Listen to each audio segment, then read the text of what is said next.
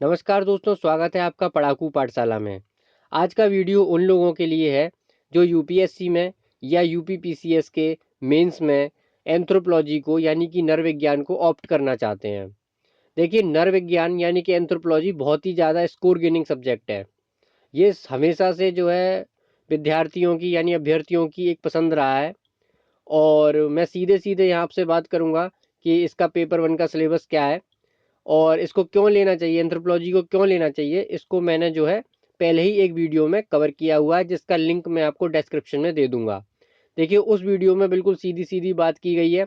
Toppers के marks का आपको बता दिए गए हैं कि कितने वो मार्क्स गेन किए हैं उन्होंने। और इस सब्जेक्ट्स में जो है आपके फाइनल जो है सेलेक्ट होने की क्या प्रोबेबिलिटी रहती है, क्या परसेंटेज रहती है, ये भी मैंने उस वीडियो में बताया है। और इस वीडियो में मैं कवर करूँगा पेपर 1 का सिलेबस। 2016 से पहले एंथ्रोपोलॉजी का कोई भी कॉम्प्रिहेंसिव बुक जो है मार्केट में उपलब्ध नहीं थी। लेकिन अभी जो है काफ़ी ज़्यादा सिंप्लीफाइड बुक्स मार्केट में अवेलेबल हैं, जिसमें कि डॉक्टर भस्मे की बुक है, अक्षय जैन सर की बुक है। उनको आप परचेज कर सकते हैं अगर आपको जल्दी पढ़ना है तो। लेकिन आप अगर न्यू कमर हैं, एंथ्रोपोलॉजी को समझना चाहते हैं, अपने कंसेप्ट को अच्छा करना चाहते हैं, तो आप जो है कई सारी बुक्स को जो है रेफ़र कर सकते हैं। और लेकिन मैं फिर भी ये सलाह दूंगा कि आप जो है एग्ज़ाम ओरिएंटेड होकर ही पढ़ाई कीजिएगा, क्योंकि आपको कोई डिग्री तो लेनी नहीं है एंथ्रोपोलॉजी में, आपको यूपीएससी क्वालिफाई करना है। तो आप देखिए कि प्रीवियस ईयर पेपर को देखना बहुत ज़रूरी है, क्वेश्चन आंसर राइटिंग बहुत ज़्यादा ज़रूरी है, इवेल्युएशन क्वेश्चंस का बहुत ज़्यादा ज़रूरी है। अभी मैं अपने एंथ्रोपोलॉजी की सीरीज में धीरे धीरे करके कुछ वीडियोज़ बनाऊँगा और हो सकता है आप लोगों को पसंद भी आए। फिलहाल हम देखते हैं कि एंथ्रोपोलॉजी का सिलेबस क्या है। तो इस वाले पार्ट में मैं एंथ्रोपोलॉजी का केवल पेपर 1 का सिलेबस ही कवर करूंगा और नेक्स्ट पार्ट में मैं पेपर 2 का सिलेबस कवर करूंगा। देखिए, पेपर 1 एक जनरल एंथ्रोपोलॉजी है और पेपर 2 स्पेशली इंडियन एंथ्रोपोलॉजी से रिलेटेड है। हालांकि जो पेपर 1 के क्वेश्चंस हैं उसमें भी आपको इंडियन एंथ्रोपोलॉजी की झलक देखने को मिलेगी।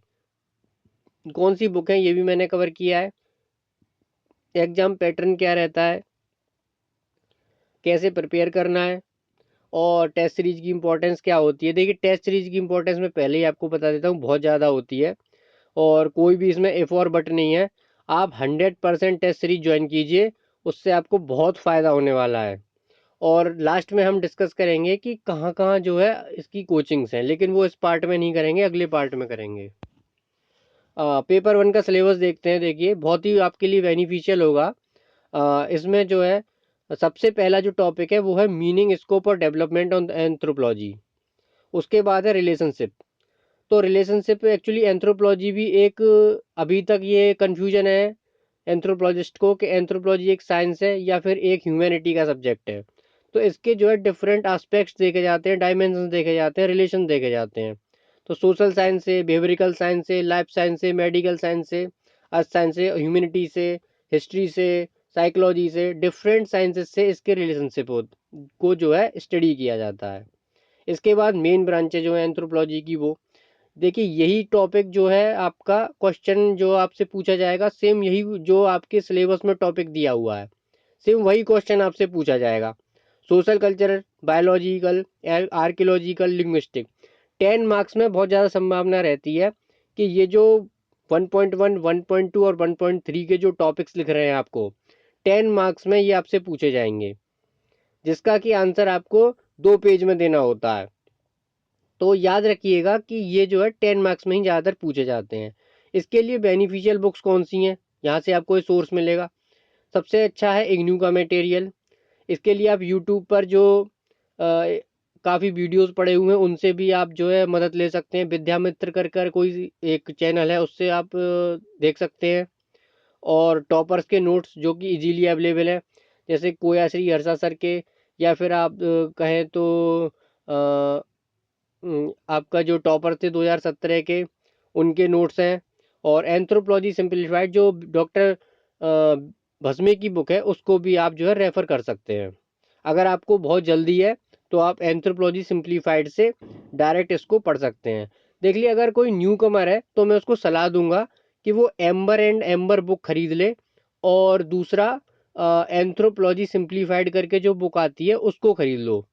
उससे आपको एंथ्रोपोलॉजी के सारे कंसेप्ट क्लियर हो जाएंगे और बहुत अच्छा रहेगा अगर आप तैयारी करें उससे। तो इसके बाद जो 1.4 है उसमें आपका आता है ह्यूमन और मेनली प्राइमेट का जो इवोल्यूशन हुआ है, जिसमें कि आप इवोल्यूशन में आप देखेंगे कि ह्यूमन का जो इवोल्यूशन हुआ है वो एक्चुअली बायोलॉजिकल भी है और कल्चरल भी है।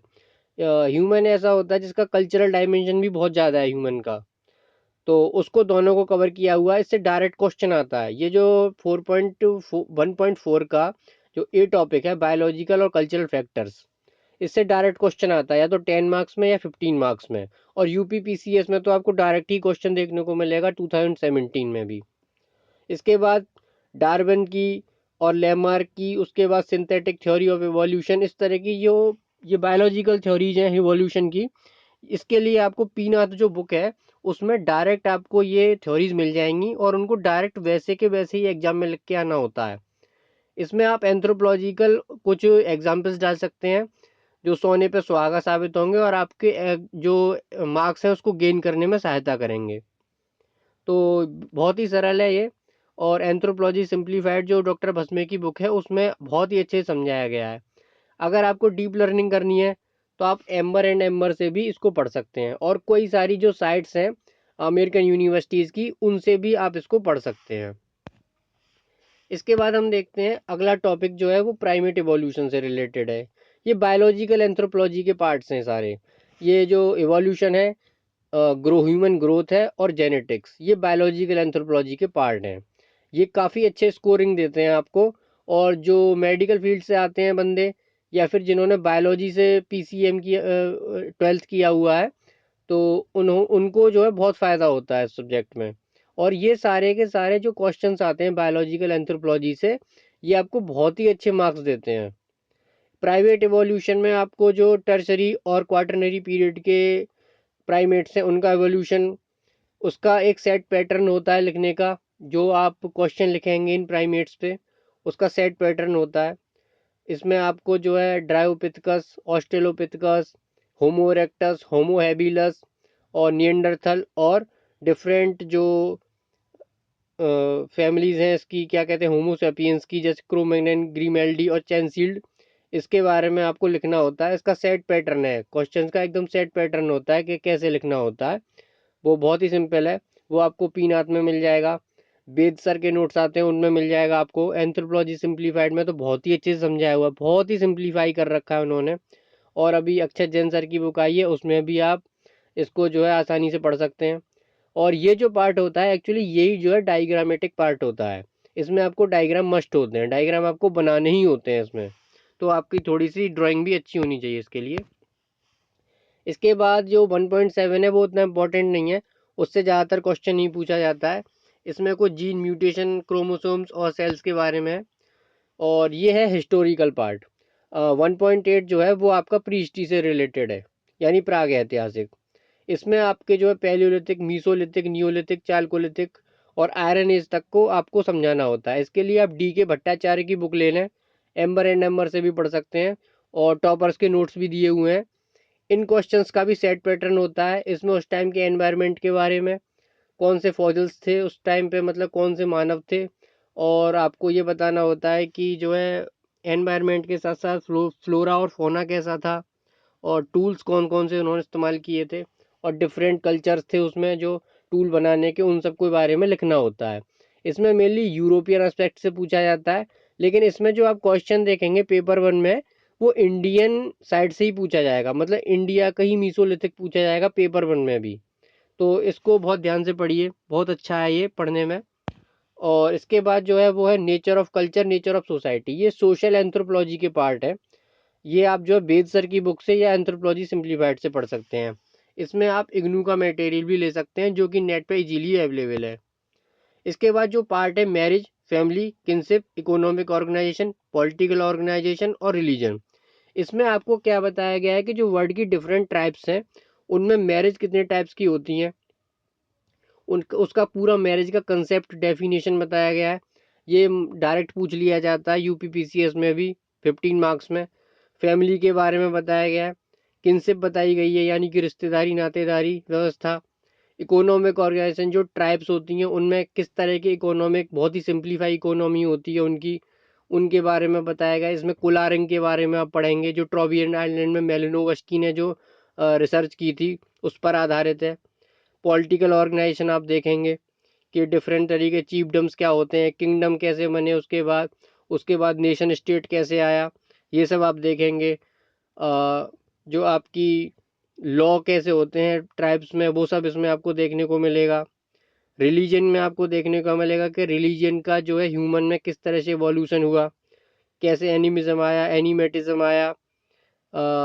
तो इस तरह से आप जो है ये जो पार्ट है इससे आपको डेफिनेटली क्वेश्चन देखने को मिलेगा। और इसके लिए सबसे बेस्ट बुक है वो बेस सर की बुक है, और ब्रेन ट्री का मटेरियल है, उससे आप इसको पढ़ सकते हैं अगर आपको डीप लर्निंग करनी है। और आप अगर जल्दी में हैं तो आप जो है एंथ्रोपोलॉजी सिंप्लीफाइड से इसको डायरेक्ट रट सकते हैं। पर मैं फिर भी यही कहूँगा, इसमें एक्चुअली क्या होता है कि ट्राइब वाला जो ये पोर्शन है, इसमें ट्राइब का एग्जाम्पल देना बहुत ही ज़्यादा ज़रूरी होता है। अगर आपने ट्राइब का एग्जाम्पल नहीं दिया तो एग्जामिनर आपको मार्क्स नहीं देंगे। और अगर हो सके कोशिश कीजिएगा कि आप इंडियन ट्राइब का एग्जाम्पल दें तो बहुत ही अच्छा रहेगा। जैसे इकोनॉमिक एग्जाम ऑर्गेनाइजेशन में आप जो सदर्न ट्राइब्स हैं, टोडा वगैरह, उनका एग्जाम्पल दे सकते हैं। तो ये जो है बहुत ही सरल पोर्शन है और काफ़ी इंटरेस्टिंग पोर्शन है। इसमें आपको वर्ल्ड की और इंडिया की डिफरेंट ट्राइब्स की जो कल्चर है उसको जानने को मिलेगा। इसके बाद एंथ्रोपोलॉजिकल थ्योरीज, इसमें बताया गया है कि जो क्लासिकल इवोल्यूशनिज्म यानी कि इवोल्यूशन, कल्चरल इवोल्यूशन कैसे हुआ, हिस्ट्री का क्या थी, इसमें डिफरेंट जो एंथ्रोपोलॉजिस्ट है उनका डिफरेंट जो एंथ्रोपोलॉजिकल एस्पेक्ट्स हैं, जैसे कि आपके रिलीजन हुआ, इकोनॉमिक ऑर्गेनाइजेशन हुई, पॉलिटिकल ऑर्गेनाइजेशन हुई डिफरेंट टाइप की, उनमें एंथ्रोपोलॉजिस्ट ने जो रिसर्च की हुई है उसके बारे में पढ़ने को मिलेगा। उन्होंने क्या क्या चीज़ें बताई हैं एंथ्रोपोलॉजी में वो सब देखने को मिलेगा। किस तरह से उन्होंने जो है डाटा कलेक्ट किया ये देखने को मिलेगा। इसके लिए सबसे बेस्ट साइट है, आप यूनिवर्सिटी ऑफ अलबामा की साइट पे जा सकते हैं, वहाँ पे ये थ्योरीज आपको डायरेक्ट मिल जाएंगी। इसके बाद अगर आपको और भी ज़्यादा पढ़ना है तो मार्केट में कई सारी बुक हैं, उसमें मक्खन झा की बुक आप ले सकते हैं, BS उपाध्याय की बुक आप ले सकते हैं, और बेसर की बुक में भी यूपीएससी के हिसाब से बहुत अच्छा बताया गया है। और कल्चर, लैंग्वेज और कम्युनिकेशन के लिए आप जो है एम्बर एंड एम्बर और एंथ्रोपोलॉजी सिंप्लीफाइड से पढ़ सकते हैं। ये ज़्यादा इंपॉर्टेंट टॉपिक तो बहुत ज़्यादा नहीं है, लेकिन एंथ्रोपोलॉजी सिंप्लीफाइड से आप इसको पढ़ सकते हैं। इसके बाद एंथ्रोपोलॉजी में रिसर्च मेथड्स होते हैं कि जब एंथ्रोपोलॉजिस्ट ट्राइब्स के डाटा कलेक्ट करने जाते हैं तो वो किस प्रकार से जो है क्वेश्चन आयर के थ्रू, शेड्यूल के थ्रू, इंटरव्यू के थ्रू किस तरह से डाटा कलेक्ट करते हैं, क्या उनके रिसर्च मेथड्स होते हैं, जैसे केस स्टडी करते हैं, जीनोलॉजी रीड करते हैं उस ट्राइब की, उनकी हिस्ट्री ट्राइब करते हैं। तो इस तरह की चीज़ों को क्या बोलते हैं, रिसर्च मेथड्स बोलते हैं। इसके लिए मैं आपको सलाह दूंगा कि आप केवल एंथ्रोपोलॉजी सिंप्लीफाइड बुक से पढ़ लीजिएगा, बिल्कुल यूपीएससी टारगेटेड है, ज़्यादा एफर्ट डालने की ज़रूरत नहीं है, समय बहुत कम है, आप इसको पढ़ने, इसी से आप पढ़ सकते हैं इसको। इसके बाद ये जेनेटिक्स पोर्शन है, इसके लिए आप टॉपिक वाइज उठाइए और नेट पर सर्च कीजिए, आपको डायरेक्ट जो है टॉपिक्स मिलेंगे, उनको आप एंथ्रोपोलॉजिकल डायमेंशन में पढ़ने की कोशिश कीजिए। और काफ़ी अच्छे टॉपिक्स हैं ये, और मार्क्स गेनिंग टॉपिक्स हैं ये पूरा जो है जेनेटिक पार्ट है। मैं पूरा पढ़ के नहीं सुनाऊंगा, नहीं तो वीडियो लंबा हो जाएगा, आप इसका स्क्रीनशॉट ले सकते हैं। और इसमें डिफरेंट काइंड जो सिंड्रोम्स हैं जो है वो डायरेक्ट क्वेश्चन पूछा जाता है उनसे। और इसके बाद जो है इसकी बेस्ट बुक मैं आपको फिर बता दूं, पी नाथ है, उससे आप पढ़ सकते हैं। और ये मैंने एक लिंक दिया हुआ है, इसको आप जो है मैं डिस्क्रिप्शन में भी डाल दूंगा, यहाँ से आप इसका मटेरियल कलेक्ट कर सकते हैं। इसके बाद रेस और ह्यूमन ग्रोथ से रिलेटेड कुछ पार्ट है, इकोलॉजिकल एंथ्रोपोलॉजी जूलियन स्टीवार्ट की वो बताई गई है, एपिडेमियोलॉजिक एंथ्रोपोलॉजी यानी बीमारियों से संबंधित, और मतलब किस प्रकार से एंथ्रोपोलॉजिस्ट जो है किसी ट्राइब को या फिर किसी कम्युनिटी को स्टडी करते हैं, उनके हेल्थ इश्यूज़ को स्टडी करते हैं और पता लगाते हैं कि उनमें क्या क्या जेनेटिक डिजीज़ होती हैं, या क्या क्या वो जो है इनहेरिट करते हैं। जैसे किसी किसी जो है कम्युनिटी को दूध नहीं पचता तो उसके पीछे क्या रीज़न है। और इसके बाद जो है ह्यूमन ग्रोथ का है आपका, उसमें डिफरेंट थ्योरीज हैं, डिफरेंट मेथड्स हैं उन्हें पढ़ने के। मीनार्क मेनोपेज के बारे में है, उनको मतलब उन पे क्या क्या असर पड़ा है, जैसे गर्ल्स की जो मीनोपोज और मीनार्क की जो एज है वो चेंज होती जा रही है, उसके पीछे क्या क्या रीजन्स हैं, सोशल रीजन्स क्या हैं, बायोलॉजिकल रीजन्स क्या है ह्यूमन ग्रोथ के पीछे, तो उन सब के बारे में बताया गया है। और इसका सोर्स आप जो है अनुदीप ध्रुव शेट्टी की जो साइट है उस पर जा सकते हैं, और एंथ्रोपोलॉजी सिंप्लीफाइड से आप कुछ भी टॉपिक पढ़ सकते हैं, और पीनाथ में भी काफ़ी अच्छा दिया हुआ है। और लास्ट टॉपिक, यानी ये पूरे 12 टॉपिक हैं, उसमें लास्ट टॉपिक है एप्लीकेशन ऑफ एंथ्रोपोलॉजी। एंथ्रोपोलॉजी में अप्लाइड और एक्शन एंथ्रोपोलॉजी का जो पार्ट है वो यहीं पे कवर होता है, यानी कि जो डेवलपमेंट प्रोसेस होती हैं उसमें एंथ्रोपोलॉजिस्ट जो है क्या क्या करते हैं, और किस तरह से एंथ्रोपोलॉजी का यूज किया जाता है पैटर्निटी डायग्नोसिस में, काउंसलिंग में, यूजेनिक्स में, डीएनए टेक्नोलॉजी में। इसमें आपको काफ़ी जो है कटिंग एज टेक्नोलॉजी के बारे में भी पढ़ना होगा, रिकॉम्बिनेंट डीएनए टेक्नोलॉजी के बारे में पढ़ना होगा। तो कुछ जो है थोड़ा बहुत करंट अफेयर भी इसमें रहता है, और मेनली इसका यही सेट पैटर्न है एंथ्रोपोलॉजी का, कि आपको जो है क्वेश्चन राइटिंग बहुत अच्छे से करनी है, और जो पैटर्न है क्वेश्चन का उसी पैटर्न पे आपको क्वेश्चन के आंसर्स देने हैं। ये मैं कुछ पुराने क्वेश्चंस हैं उसको आपको दिखा देता हूँ, ये 2019 में भी पूछे गए थे। तो इस तरह के देखिए क्वेश्चन आते हैं, ये 10 नंबर के 5 क्वेश्चन होंगे, ये आपको इनका आंसर देना ही होता है। तो इसको देख लीजिए, ये एक टाइप है, मैंने पूरा पेपर जो है स्किन नहीं किया हुआ है, केवल ये बताया हुआ है कि किस तरह से क्वेश्चन आते हैं इसमें। कल्चरल रिलेटिविज्म है, तो ये बिल्कुल जो है डायरेक्ट आपका सिलेबस का टॉपिक है। पेस्टोरिज्म इन इंडिया, ये पेपर 2 का है वैसे, लेकिन पेपर 1 में पूछ लिया गया है। तो आजकल क्या हो रहा है कि पेपर 2 के भी कुछ क्वेश्चन पेपर 1 में पूछ लिए जाते हैं। और इसके बाद जो है रिलेटिव डेटिंग मेथड्स जो है, ये एमआर से आप पढ़ सकते हैं, ये सिलेबस का टॉपिक है। और ये कुछ देखिए, जैसे ये पूछा गया है मीसोलिथिक कल्चर, और ये इंडिया के संदर्भ में पूछा गया है देखिए। और इसके बाद जो है यूरोप के बारे में पूछा गया है, अपर पैलियोलिथिक का कल्चर।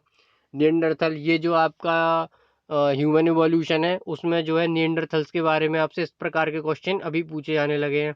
तो ये थोड़ा सा घुमाने लगे हैं क्वेश्चंस को, लेकिन इसमें कोई डरने की बात नहीं है। ये सारे जो है आप जब पढ़ेंगे एंथ्रोपोलॉजी को तो ये काफ़ी सिंप्लीफाइड है, काफ़ी जो है मतलब इसका अच्छा सिलेबस है, और आप जब भी इसको लिखने बैठेंगे तो आपको खुद ही समझ में आ जाएगा कि आपको लिखना क्या है।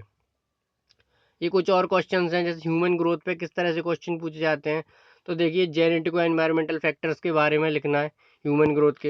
देखिए सिलेबस में भी इसमें बताया गया था कि फैक्टर अफेक्टिंग ग्रोथ, तो इसमें जो है काफ़ी सारे फैक्टर्स आपको देखने को मिल रहे हैं। तो उसमें क्या है, थोड़ा सा इन्होंने अपर लेवल पे पूछ लिया है क्वेश्चन कि जेनेटिक और एनवायरमेंटल, तो यानी इसमें जेनेटिक और एनवायरमेंटल फैक्टर आपको बताने पड़ेंगे।